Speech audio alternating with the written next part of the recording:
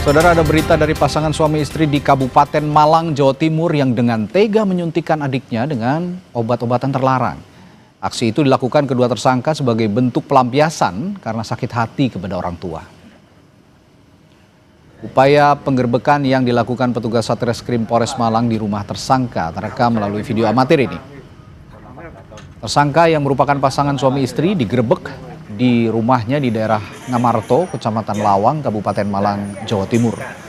Selain menangkap dua tersangka yang merupakan suami istri, polisi juga mengamankan barang bukti beserta korban yang merupakan adik dari tersangka. Kedua tersangka menyuntikkan narkotika ke tubuh sang adik lebih dari satu kali, lantaran efek narkotika yang dianggap belum berpengaruh ke tubuh korban. Kepada polisi, tersangka mengaku nekat meracuni adiknya itu karena cemburu akan kasih sayang berlebih yang dicurahkan kedua orang tuanya kepada sang adik.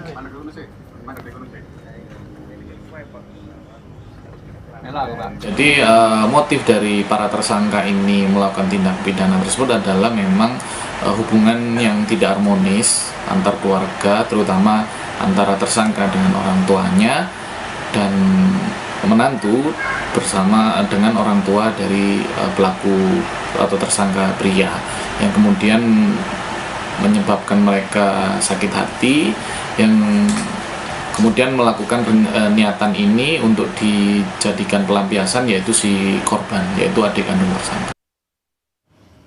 Lalu apa sebenarnya motif utama sang kakak yang dengan teganya menyuntikkan obat terlarang ke adiknya?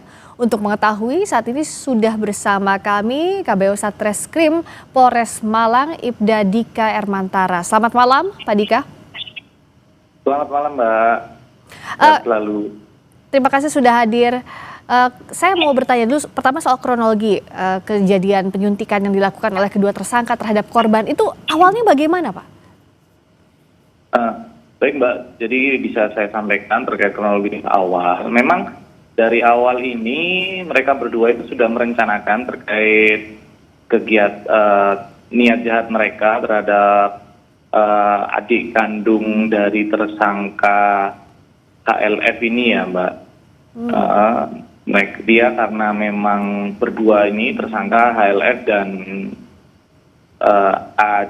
DAC ini memang dilatar belakangi oleh sakit hati, hubungan yang tidak harmonis kepada orang tua dari HLF dan mertua dari DAC ini, kemudian punya niatan untuk menyakiti adik kandungnya dengan harapan saat adiknya bisa disakiti, orang tua ini juga merasa tersakiti, begitu, Mbak. Oh, jadi dendamnya kepada orang tua, tapi lewat adik karena merasa apa? Lebih disayangi atau seperti apa? Kenapa sasarannya justru korban?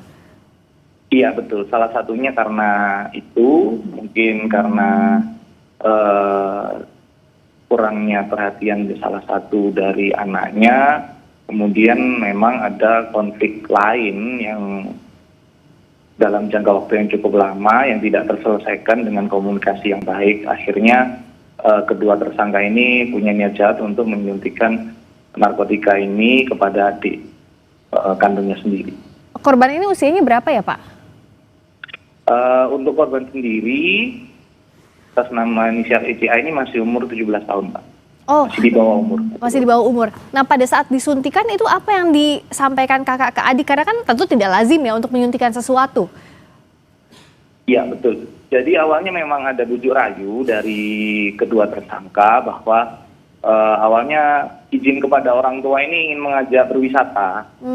Ternyata tidak jadi untuk berwisata, malah dibawa ke rumah mereka ini, pasangan ini, kemudian ditawari iming-iming bahwa menggunakan narkoba ini bisa membuat tenang, kemudian menghilangkan stres dan sebagainya. Namun korban sendiri karena memang walaupun masih di bawah umur tapi mengetahui bahwa yang disediakan oleh kedua tersangka ini barang narkoba tidak baik, makanya ada penolakan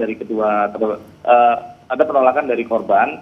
Kemudian karena ditolak, kedua tersangka ini memaksa melakukan upaya pemaksaan dibantu oleh tersangka lain yang sudah kita amankan juga, Mbak. Oh, korban tahu bahwa kakaknya ini suka menggunakan obat terlarang. Dari mana tersangka ini dengan mudah mendapatkannya, Pak?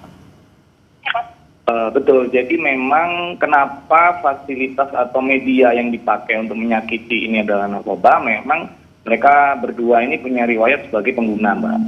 Sebagai pengguna, kemudian mereka mendapatkan barang ini dari temannya yang kami tetapkan tersangka juga atas nama inisial MFM. Nah, tersangka ini kemudian, apakah pernah juga terlibat kasus yang sama? Artinya apakah residivis, pernah dipenjara juga dalam kasus narkoba? belum, Mbak. Jauh ini masih belum ada catatan dari ketiga tersangka. Pada saat itu tidak ada saksi mata lain, artinya di rumah itu hanya ada tersangka juga korban, begitu Pak? Iya betul, walaupun rumah tersangka ini berbentuk kos-kosan yang dikelola oleh kedua tersangka ini, namun saat berada dalam satu ruangan ini tidak ada saksi lain. Itu. Nah, kondisi korban seperti apa setelah itu? Kondisi korban untuk saat ini alhamdulillah sudah membaik ya Mbak, sudah melakukan aktivitas sekolah pada umumnya, namun dari pihak Dinsos maupun DP3A masih melakukan asesmen, pemantauan, pembimbingan hingga nanti kondisinya berjalan normal kembali.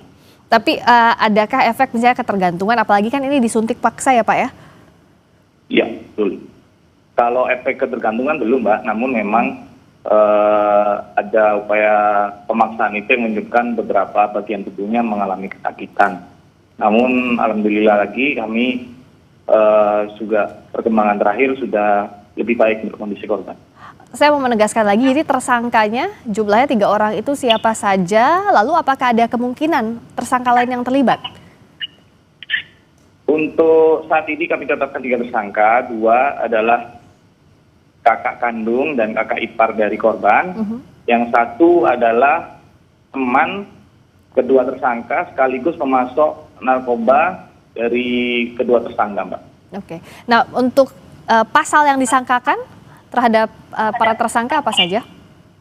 Ya, untuk sangkaan pasal yaitu terkait dengan tindak pidana ini kami tetapkan 2 pasal Mbak, yaitu tentang penggunaan obat-obat terlarang jenis narkotika, dan kemudian tentang perlindungan anak.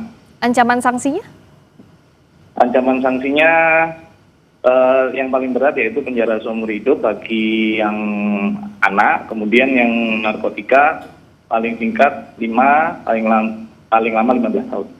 Ketegasan dalam kasus ini dinantikan agar jangan sampai terulang lagi. Terima kasih atas informasinya Ibda Dika Hermantara, KBO Satreskrim Polres Malang. Terima kasih Pak. Ya. Saudara, selanjutnya, 1 keluarga di Sragen, Jawa Tengah tewas usai sepeda motor yang mereka kendarai tergelincir lalu menabrak mobil pickup dari arah